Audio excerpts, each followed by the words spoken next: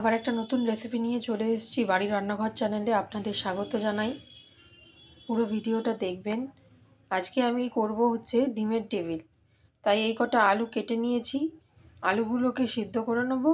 আর তার সাথে এখানে আছে ডিমটাকেও সিদ্ধ করে নেব। তাহলে চলুন বন্ধুরা সিদ্ধ করে নিই আলু আর ডিমটা। বন্ধুরা, ডিমের টেবিলের জন্য আমি এই আলুটা সিদ্ধ করে নিয়েছি।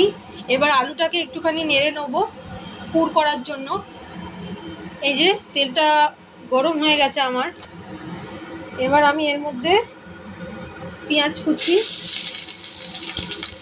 লঙ্কা কুচি আর টমেটো কুচি সবকটাই একসাথে দিয়ে দেবো।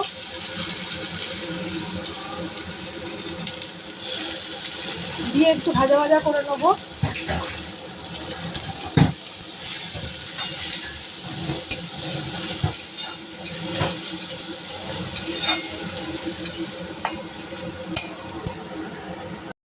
এর মধ্যে আমি একটুখানি আদা রসুনের পেস্ট দিয়ে দেবো।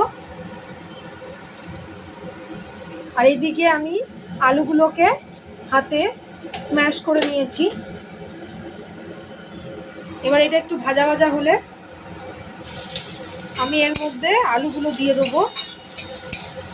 আর দেব ঘরে তৈরি করে রাখা ভাজা মশলা, ধনে গুঁড়ো, জিরে গুঁড়ো, মৌরি, শুকনো লঙ্কা, শুকনো খোলায় নেড়ে মিক্সিতে পেস্ট করে আমি ভাজা মশলা করে রাখি ঘরে, সেটা দিয়ে দেবো।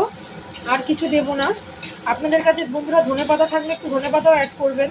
আমার কাছে এই মুহূর্তে নেই, ধনে পাতাটা শেষ হয়ে গেছে ঘরে, তাই জন্য আমি আর অ্যাড করতে পারলাম না।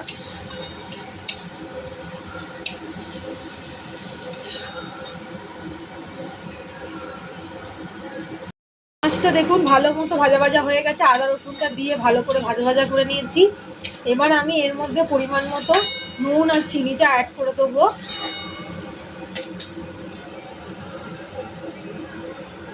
চিনি আপনারা যেরকম মিষ্টি খাবেন সেরকম করে দেবেন পরিমাণ মতো। আর দেব নুন।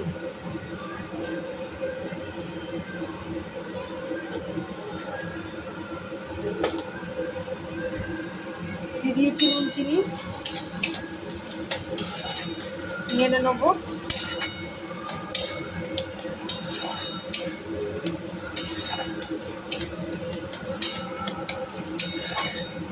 এবার দেবো এর মধ্যে ভাজা মশলা।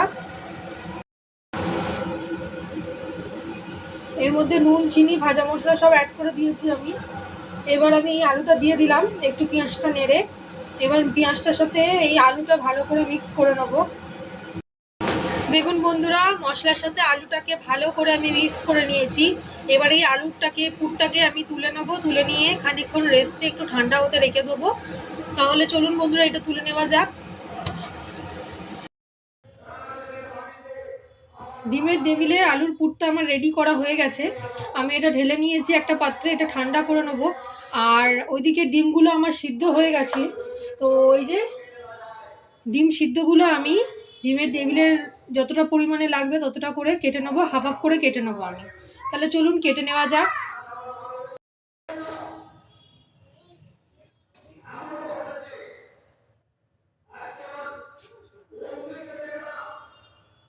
এই যে দুভাগ করে আমি ডিমের টেবিলের জন্য এরকম দুভাগ করে কাটা কাটা লাগবে। তো আমি ডিমগুলোকে এরকম দুটো ভাগে ভাগ করে নেবো, সব কটা ডিমকেই করে নেবো।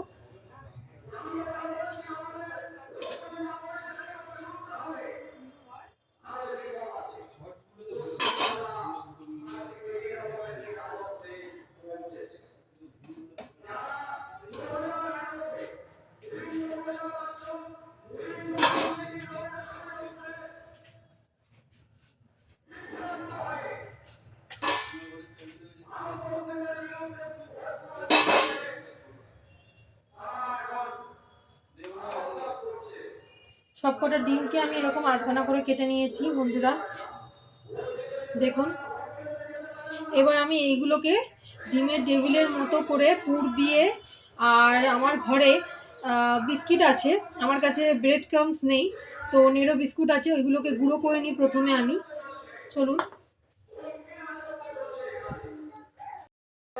এই যে বন্ধুরা, নেরো বিস্কুটটাকে আমি গুঁড়ো করে নিয়েছি। এবার এরকম একটা বড় একটা থালায় আমি ঢেলে নিচ্ছি। তাহলে সুবিধা হবে।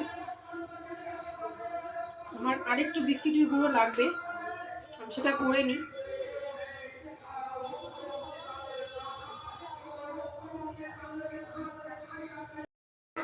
এই যে আরেকটু বিস্কুটের গুঁড়ো আমি করে নিয়েছি। সব কটাকে এই বড় পাত্রটাকে ঢেলে নেব। এবার একটা ডিমকে আমি গুলিয়ে দেবো, একটু নুনের সাথে ডিমটাকে গুলে নেবো একটা বাটিতে।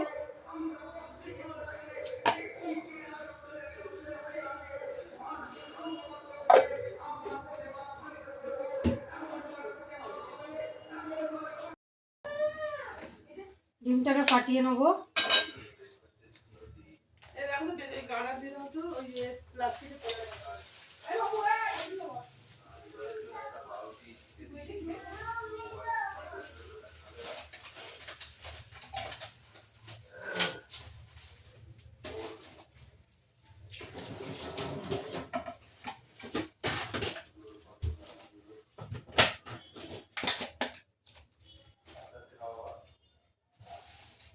এর মধ্যে একটু পরিমাণ মতো নুন দিয়ে গুলিয়ে নেবো আমি।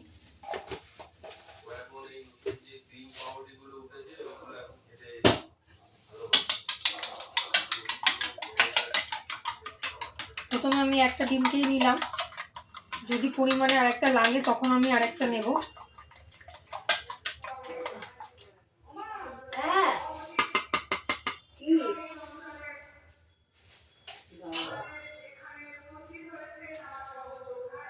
এবার এই আলুর পুরগুলোকে নেব।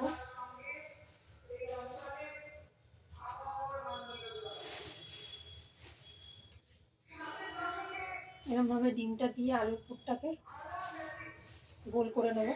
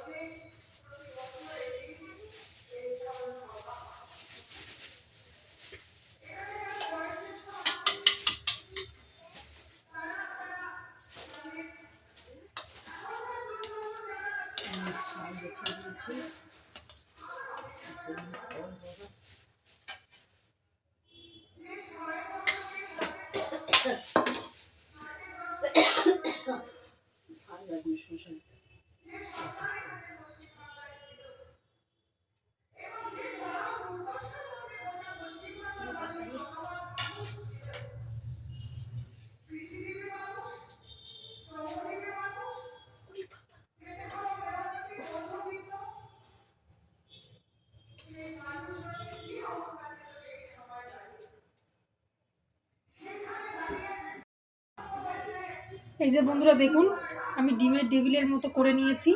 এবার একটা একটা করে সবকটা আমি করে নেব, দিয়ে একটা এরকম পাত্রতে রেখে দেবো।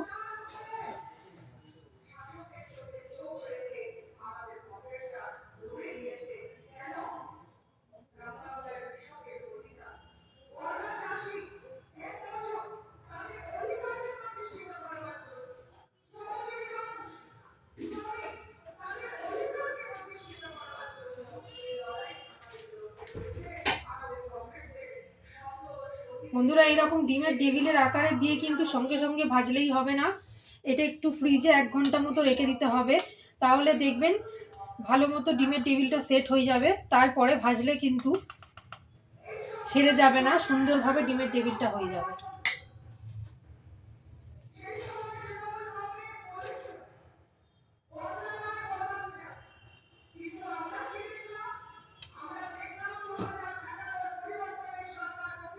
আর ঘরে আমি ডিমের টেবিলটা ঘরের জন্য করছি, তাই যদি লোকজনে আসে আরেকবার করে আপনারা কোট দেবেন। আরেকবার করে কোট দিলে একটু বেশি তেল টানবে, আর কিছু না। আর এটাও দোকানের মতোই খেতে হবে, কিন্তু বেশি তেল টানবে না।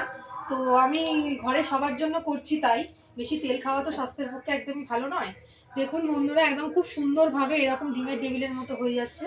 আমি এগুলোকে রেখে দেবো একটা প্লেটে। এই যে বন্ধুরা, ডিমের টেবিলে সবকটা টেবিল আমার এরমভাবে করা হয়ে গেছে। এবার আমি এটাকে একটুখানি কিছুক্ষণের জন্য সেট, যাতে ভালোভাবে সেট হয়ে যায় এটা, তাই জন্য একটু ফ্রিজে রেখে দেবো। তারপরে আমি এগুলো ভাজবো।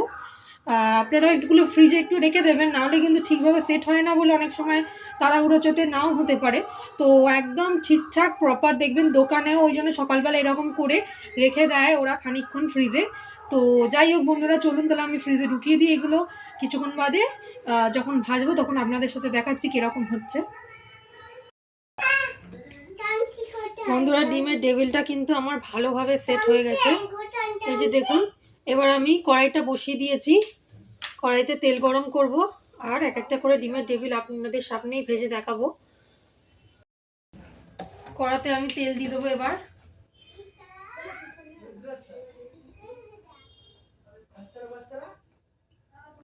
কড়াতে আমি তেলটা দিয়ে দিয়েছি, ডিপ ফ্রাই হবে তাই জন্য একটু বেশি পরিমাণে তেলটা দিয়েছি। তেলটা এবার গরম হয়ে যাক। বন্ধুরা, তেলটা কিন্তু ভালো করে গরম হবে, কিন্তু তখন আঁচটা কমিয়ে দিয়ে কিন্তু আমাকে টেবিলগুলো করতে হবে, ভাজতে হবে, কেননা না হলে কিন্তু ওপর দিয়ে পুড়ে যাবে আর ভেতরটা কাঁচা থেকে যাবে। তাই আলতো আছে, ভালো করে তেলটা গরম হয়ে যাওয়ার পর আলতো আছে আমাকে এক একটা টেবিল আমি ভেজে নেব। তেলটা আমার গরম হয়ে গেছে বন্ধুরা, আমি একটা টেবিল দিয়ে দেবো।